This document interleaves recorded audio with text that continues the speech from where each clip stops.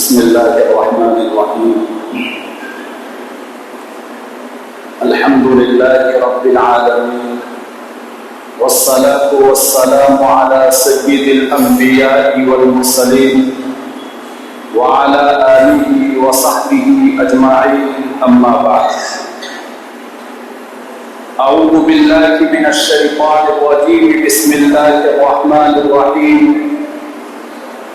وأسروا قولكم أو اجهروا به إنه عليم بذات الصدور. صدق الله رب العالمين. وقال النبي صلى الله عليه وسلم: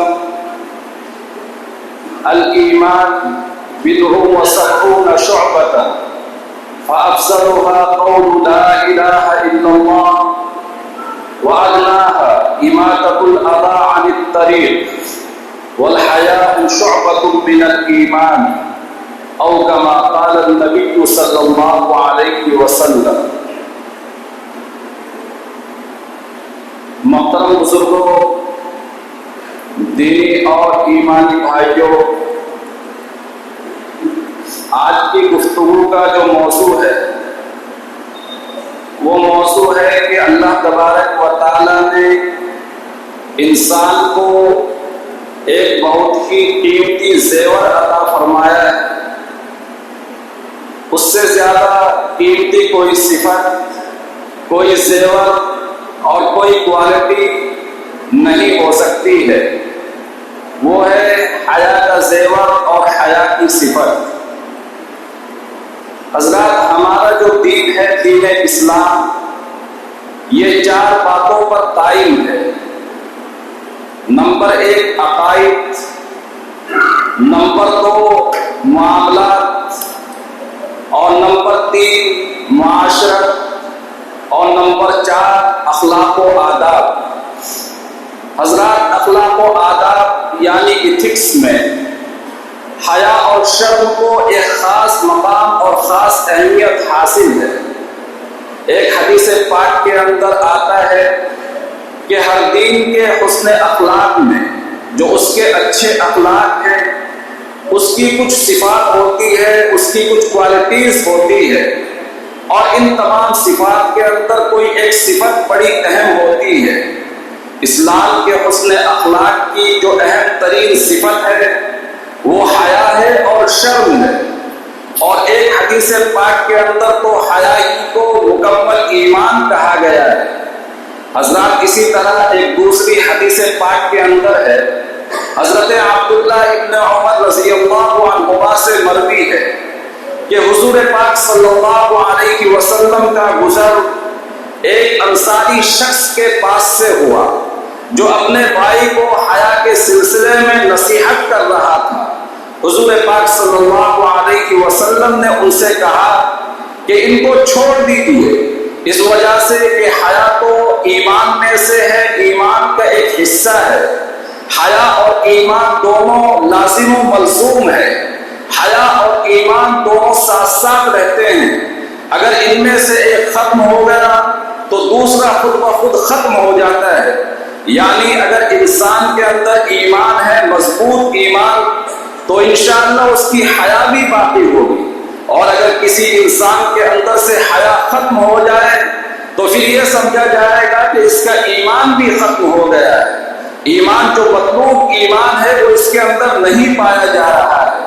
حضرات، حیا کا کیا مطلب ہوتا ہے؟ حضرات، حیا کا مطلب ہے کہ اچھے اخلاق کی جو صفات ہے، اچھے اخلاق کا جو ملکہ ہے، وہ انسان کو بے حیائی، برائی اور گھٹیا اور بدکاری کے کاموں سے روکے اور انسان کو اچھے کاموں پر ابھارے. حضرات، یہ حیا ایک ملکہ ہے، یہ حیا ایک صلاحیت ہے کہ جو انسان کو اچھے کام کرنے پر آمادہ کرتی ہے. اور جب انسان برے کام کرتا ہے تو یہ حیا انسان کے دل میں کچوٹے لگاتی ہے اور بار بار گویا کہ اس کو کوستی ہے کہ تم نے اللہ تبارک و تعالیٰ کی نافرمانی والا کام کیا ہے. حضرات، حیا 2 طرح کی ہوتی ہے. ایک حیا تو فطری ہے، نیچرلی حیا ہے. یہ حیا ہر انسان کے اندر پائی جاتی ہے. یہاں تک کہ یہ فطری حیا بچوں کے اندر بھی پائی جاتی ہے.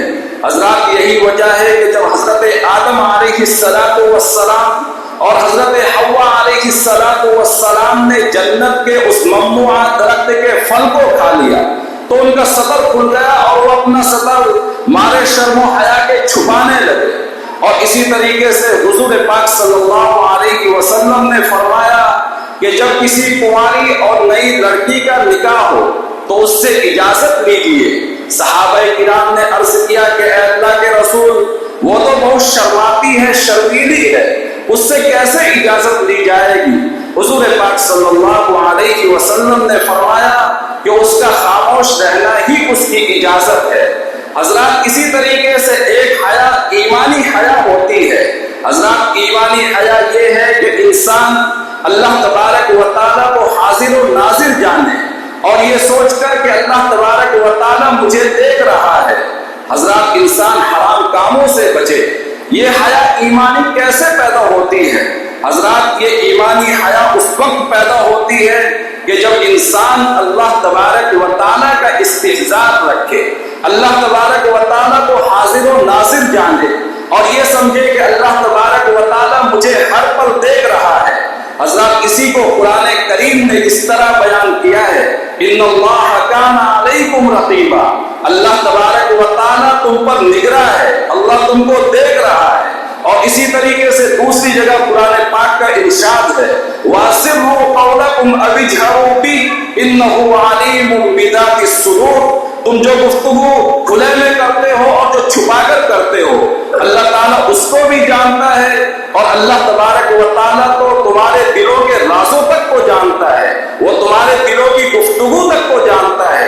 حضرات اسی طریقے سے اللہ تبارک و تعالیٰ کا ارشاد ہے، وَلَقَدْ خَلَقْنَا الْإِنسَانَ وَنَعْلَمُ مَا تُوَسْوِسُ بِهِ نَفْسُهُ وَنَحْنُ أَقْرَبُ إِلَيْهِ مِنْ حَبْلِ الْوَرِيدِ، ہم نے انسان کو پیدا کیا ہے اور انسان کے من میں اس کے جی میں جو وسوسے اٹھتے ہیں ہم ان سے بھی واقف ہے، اور اسی طریقے سے انسان کے ہر قول اور فعل سے ہم واقف ہے، اور انسان کی شہرت رگے گردن سے بھی زیادہ ہم انسان کے قریب ہے۔ حضرات ایک حدیث ہے ترمذی شریف کی، حضور پاک صلی اللہ علیہ وسلم نے صحابہ کو نصیحت کرتے ہوئے ارشاد فرمایا، استحیوا من اللہ کما حقہ، اللہ تبارک و تعالیٰ سے اس طرح حیا کیجیے کہ جس طریقے سے اللہ تعالیٰ سے حیا کرنے کا حق ہے۔ صحابہ کرام نے کہا کہ اے اللہ کے رسول، ہم تو اللہ تعالیٰ سے حیا کرتے ہیں اور اس پر ہم اللہ کا شکر بھی ادا کرتے ہیں۔ تو حضور پاک صلی اللہ علیہ وسلم نے فرمایا کہ بتلانے کا میرا یہ مقصد نہیں تھا جو تم لوگوں نے بتلایا ہے، بلکہ اللہ تبارک و تعالیٰ سے کما حقہ حیا کرنے کا مطلب یہ ہے کہ انسان اللہ سے اس طرح حیا کرے کہ انسان اپنے سر کی، اپنے کانوں کی، اپنی زبان کی انسان حفاظت کرے، اور اسی طریقے سے اللہ تبارک و تعالیٰ سے کما حقہ حیا کرنے کا مطلب یہ ہے کہ انسان اپنے پیٹ کی، اور پیٹ جس کو جمع کرے اس کی حفاظت کرے، یعنی حرام لقمہ پیٹ کے اندر نہ جائے، اور اسی طریقے سے انسان اپنے اعضاء جسمانی کی حفاظت کرے۔ یہ ہے اصل حیا کہ جس طریقے سے اللہ تبارک و تعالیٰ سے حیا کرنے کا مقصد ہے۔ حضرات اسی طرح ہمیں یاد رکھنا چاہیے کہ حیا کی یہ صفت اللہ تبارک و تعالیٰ کے اندر بھی بدرجہ عدم موجود ہے۔ یہ اللہ تبارک و تعالیٰ نے صرف انسانوں ہی کو نہیں عطا فرمائی، خود اللہ تبارک و تعالیٰ کے اندر بھی حیا کی صفت موجود ہے۔ حدیث شریف کے اندر آتا ہے، حضرت سلمان فارسی رضی اللہ تعالیٰ عنہ سے مروی ہے کہ اللہ تبارک و تعالیٰ بڑے بڑا حیا ہے اور اللہ تبارک و تعالیٰ بڑی پردہ پوشی فرمانے والے ہیں۔ جب تم میں سے کوئی انسان غسل کرے تو اس کو چاہیے کہ وہ کپڑے سے اپنے جسم کو ڈھانپ لے۔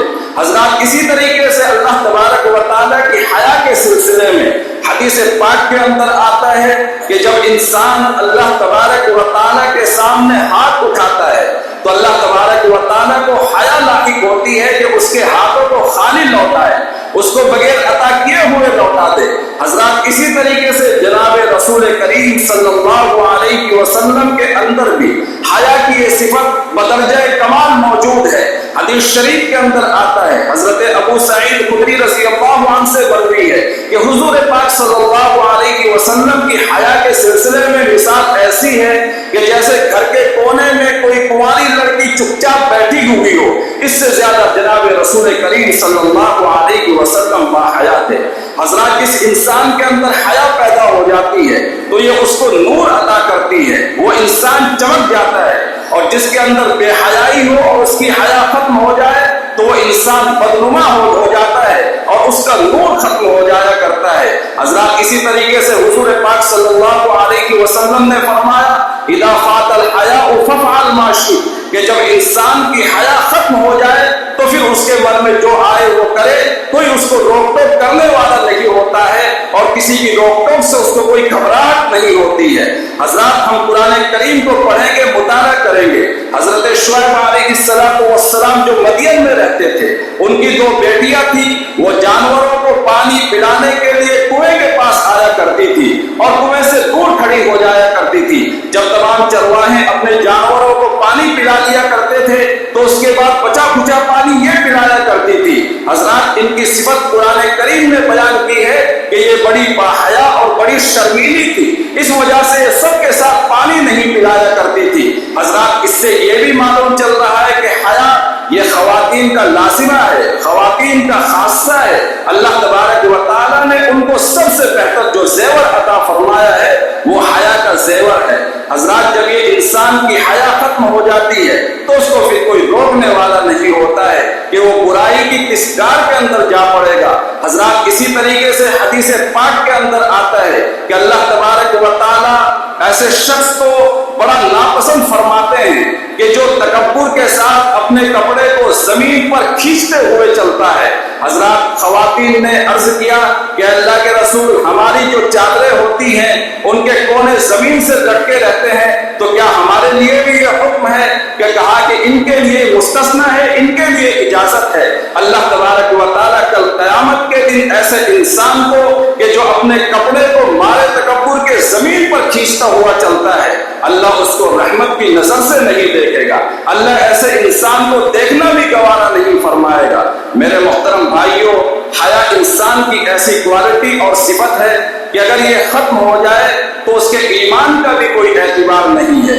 آج کل حالات ایسے ہیں کہ کلچر اور ثقافت کے نام پر، بلکہ یہ تو میڈیا کا دور ہے، الیکٹرانک میڈیا، پرنٹ میڈیا اور اسی طریقے سے سوشل میڈیا کے ذریعے جو فحاشی اور عریانیت اور بے حیائی پھیلائی جا رہی ہے، کہیں تو ٹاک شوز کے نام پر اور اسی طریقے سے کئی نیوز پروگرامز کے نام پر اور اسی طریقے سے کئی فلموں اور ڈراموں کے نام پر جو بے حیائی اور عریانیت پھیلائی جا رہی ہے، آج اس سے بچنے کی ضرورت ہے۔ قرآن کریم ایسے لوگوں کو تنبیہ کرتا ہے اِنَّ الَّذِينَ يُحِبُّونَ أَن تَشِيعَ الْفَاحِشَةُ فِي الَّذِينَ آمَنُوا لَهُمْ عَذَابٌ أَلِيمٌ فِي الدُّنْيَا وَالْآخِرَةِ، یقیناً وہ لوگ کہ جو مسلم سماج میں مسلمانوں کے اور اہل ایمان کے درمیان بری باتیں کرتے ہیں اور فحاشی اور عریانیت اور بے حیائی پھیلانا چاہتے ہیں، اللہ تبارک و تعالیٰ نے ایسے لوگوں کے لیے دردناک عذاب اس دنیا کے اندر بھی اور آخرت میں بھی جمع کر رکھا ہے، تیار کر رکھا ہے۔ اور اللہ تعالیٰ جو جانتا ہے وہ عام لوگ نہیں جانتے ہیں، وہ تم نہیں جانتے ہو۔ حضرات مردوں اور عورت دونوں کو یہ حکم ہے کہ وہ اپنی نگاہوں کو پست رکھے اور اسی طریقے سے حکم یہ ہے کہ اپنی شرمگاہوں کی حفاظت کرے۔ حضرات جب نگاہیں پست رہے گی اور نگاہیں جھکی رہے گی تو انسان کے اندر حیا پیدا ہوگی۔ سب سے پہلے برائیوں کا دروازہ انسان کی ان نگاہوں سے کھلتا ہے۔ قرآن کریم نے اسی کا حکم دیا مومن کو بھی اور مومنہ کو بھی، مرد کو بھی اور عورتوں کو بھی، کہ وہ اپنی نگاہوں کو پست رکھے اور اسی طریقے سے اپنی شرمگاہ کی حفاظت کرے، برائی کے اور بے حیائی کے کاموں سے بچے۔ حضرات غور کرنا چاہیے کہ آخر یہ حیا ہمارے اندر کیسے پیدا ہوگی۔ بزرگوں نے لکھا ہے کہ اس کے لیے ضروری ہے کہ ایک تو انسان اللہ تبارک و تعالیٰ کے ذکر کو کثرت سے کرے اور اسی طریقے سے اللہ تبارک و تعالیٰ کے در کو وہ لازمی پکڑ لے، یعنی مساجد کو لازمی پکڑ لے۔ اور حدیث پاک کے اندر آتا ہے کہ جس انسان کے اندر ایسی صفات ہوگی، اس کے اندر حیا ہوگی، اس کی زبان اللہ کے ذکر سے معمور ہوگی اور اسی طریقے سے وہ اللہ کے گھر کو، مساجد کو لازم پکڑ لے گا، کثرت سے ان کے اندر آمد و رفت رکھے گا اور جو حکم ہے اس کی بجا آوری کرے گا، ایسا انسان کل قیامت کے دن عرش کے سائے میں ہوگا۔ محترم حضرات، اس وقت بے حیائی عام ہے، شادی بیاہ کا موقع ہے، نکاح کے جمعے کے بعد بھی ایک نکاح ہے نکاح سے متعلق ہی یہ باتیں ہیں۔ سب سے پہلے ہمیں اپنے گھروں کا جائزہ لینا چاہیے۔ بے حیائی کا جو دروازہ کھل رہا ہے اور ہم اتنے بے حس ہو چکے ہیں کہ جوان بچیاں ماؤں کے سامنے اور جوان بچے لڑکے اپنے باپ کے سامنے نہ جانے کیسی کیسی بدعمالیاں ہو رہی ہے اور ہم اس سے غافل ہیں، اور گھروں کے اندر فتنے داخل ہو رہے ہیں، اور اس کے بعد پورا سماج کی برائیوں کی چپیٹ میں آ رہا ہے، اور پھر ہم واویلا کرتے ہیں اور ہماری شکایات ہے کہ اچھا سماج وجود میں نہیں آ رہا ہے۔ حضرات، بنیادی طور پر ہمیں غور کرنا ہوگا اور اپنے درمیان سے ہمیں بے حیائی ختم کر کے اپنے اندر ہمیں حیا پیدا کرنی ہوگی۔ اس کے بعد انسان کے قدم اچھے اعمال کی طرف اٹھیں گے، ورنہ بے حیائی کے ساتھ تو اچھے اعمال کی توفیق بھی نہیں ملتی ہے۔ اللہ تعالی ہمیں عمل کی توفیق سے نوازے۔ وآخر دعوانا ان الحمد للہ رب العالمین۔